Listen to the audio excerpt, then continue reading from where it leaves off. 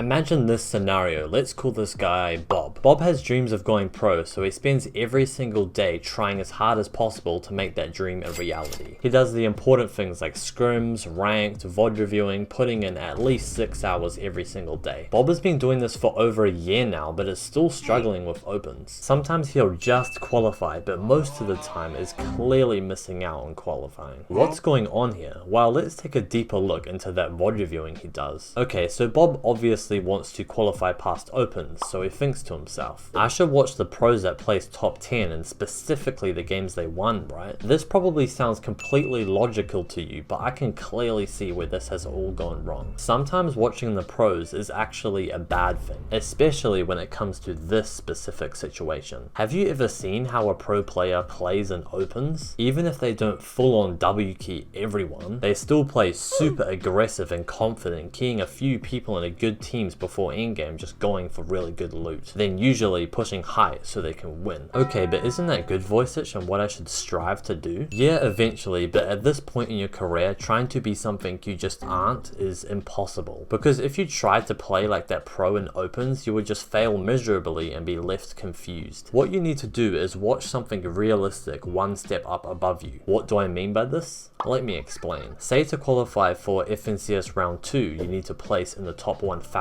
duos. I want you to go find a duo to watch that ticks these boxes. They got an average amount of kill points compared to placement, comfortably qualified, so maybe about 500th, and who qualified off of a bunch of consistent endgames, not just a few pop-off games. And when you watch these people, the wins are fine to watch, but mostly focus on the games that are like 2nd, 3rd, and 4th. Because I found these games always taught me a lot more, because the wins generally most of the time came from being gifted in some way. If you do VOD review a duo with all these specifications, you are actually learning from a playstyle that is one step up above you and is realistic for you to start implementing into your own open tournaments. Okay, but yeah, you will still learn stuff from pros and should be watching them here and there. But what I want you to do is, for the majority of VOD reviewing, do it on someone that's a realistic one step up above you, and then when you watch pros, realize that a lot of the stuff they do is unrealistic and bad for you to do at this stage in your career. You've just made it through the entire video, so you clearly want to go pro in Fortnite, meaning you might be interested in an hour-long one-on-one private coaching session with me, where we go over exactly how you can go pro from where you're currently at in your Fortnite career. Just click the link in the description for more info.